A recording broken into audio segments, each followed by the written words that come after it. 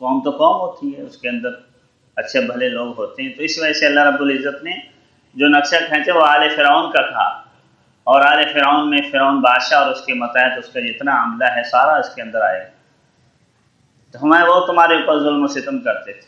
اور یہ چوں چرا نہیں کر سکتے تھے، رعایا کی کیا ضرورت کہ حکمران طبقے کے آگے چوں چرا کر جائیں، اس کی ایک جھلک ہم اپنے ممالک کے اندر دیکھ لیں کہ حکومتیں جب اپنی رعایا کے ساتھ جو قانون سازی کر کے ظلم و ستم کرتی ہیں تو کوئی پر نہیں مار سکتا، وہاں تو اس نے تو خدائی کا دعویٰ کیا ہوا تھا، وہ کہتا تھا انا ربکم الاعلی، میں ہی بڑا رب ہوں، تو وہاں پھر قرآن کریم نے فرعون کی جو القابات دوسرے ذکر کیے ہیں، فرعون ذی الاوتاد، میخوں والا،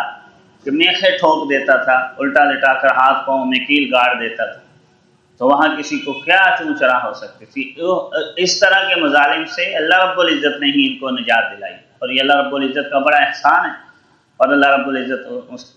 نعمت کو یاد دلا کر اپنی اطاعت کا اور اپنے پیغمبروں کے اوپر ایمان لانے کا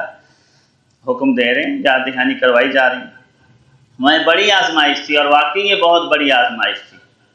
اور اللہ رب العزت نے اس آزمائش سے ان کو نکالا پیغمبروں کے واسطے۔ موسیٰ علیہ السلام ایک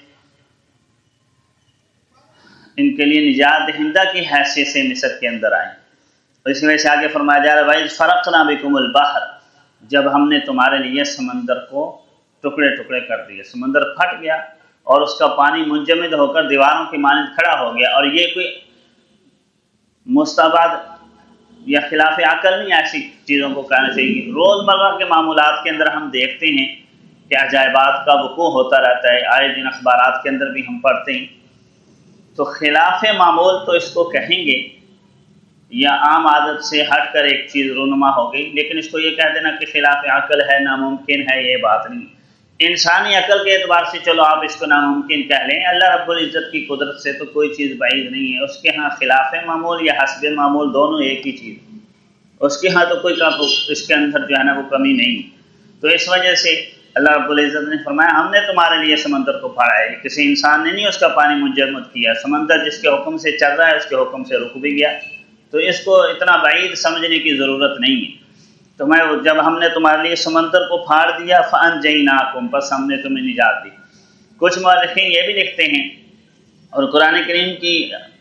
الفاظ سے اس کی طرف اشارہ نکلتا ہے کہ بنی اسرائیل تھوڑے تھوڑے کر کے مصر سے نکلتے رہے، نجیناکم جو اوپر لفظ آیا نا، اور یہاں لفظ آیا انجیناکم، نجیناکم اور انجیناکم میں فرق یہی ہے، نجیناکم کے معنی یہ تھے تھوڑے تھوڑے آہستہ آہستہ تمہیں نجات دی، اور آہستہ آہستہ اسی طرح ہوا کہ گروہ در گروہ تھوڑے تھوڑے ہو کر یہ نکلتے رہے، اور انجیناکم کا مطلب یہ ہے کہ اکٹھے نکلے، تو آخری دفعہ یہ اکٹھے ان کا بڑا گروہ موسیٰ علیہ السلام کی معیت میں مصر سے نکلا، اور ان کے مظالم سے تنگ ہو کر، پہلے تو تھوڑے تھوڑے دو چار ہو کر نکلتے رہے، اور آ کر اپنے آبائی وطن شام اور فلسطین میں آباد ہوتے رہے، لیکن بہت بڑا گروہ موسیٰ علیہ السلام کی معیت میں نکلا، تو یہ جب اکٹھے جو نکلے نا تو راستہ ہی بھول گئے، تو شمال کی جانب بڑھ کر پھر انہوں نے موڑ کاٹنا تھا مشرق کی طرف، تو یہ انہوں نے جلدی موڑ کاٹ لیا، جب جلدی موڑ کاٹ لیا تو آگے سمندر تھا، سمندر کی حدود پار کر کے موڑنا تھا، وہ پہلے ہی مڑ گئے، جس کی وجہ سے پہلے جب مڑے راستہ تو اندھیرا تھا، روشنیاں تھیں نہیں، رات کے وقت چوری چھپے جو نکلے تو راستہ جو بھول گئے، جب صبح دیکھا تو ارد گرد دائیں بائیں شمالاً جنوباً پہاڑیاں ہیں، سامنے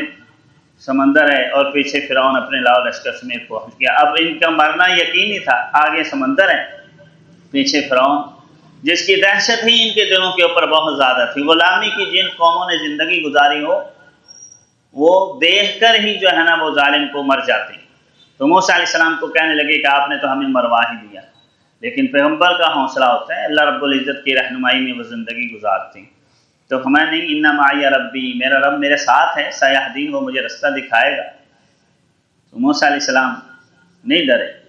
تو اللہ رب العزت نے موسیٰ علیہ السلام کی برکت سے سمندر سے ان کو پار کروایا، تو ہم نے تمہارے لیے سمندر کو پھاڑا، ہم نے تمہیں نجات دی، وَأَغْرَقْنَا آلَ فِرْعَوْنَ، اور آل فرعون والوں کو ہم نے غرق کیا، جب وہاں فرعون نے اپنے لاؤ لشکر سمیت پہنچا نا تو اس نے دیکھا راستہ بنا ہوا میں بھی چلتا ہوں، تو چلا تو اللہ رب العزت نے سمندر کو چلا دیا،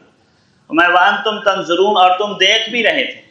یعنی اپنے دشمن کا استحصال اپنی آنکھوں سے دیکھا، اور یہ بھی اللہ رب العزت کی ان کے اوپر ایک بہت بڑی نعمت تھی، ان کو یقین ہی نہیں آ رہا تھا کہ فرعون مر گیا ہے اور فرعون ہی ختم ہو گئے، کیونکہ غلامی کی جو زندگی گزاری تھی۔ تو اللہ رب العزت نے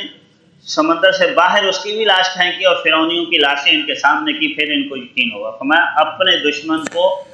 غرق ہوتا ہوا تم نے اپنی آنکھوں سے دیکھا اور اپنی نجات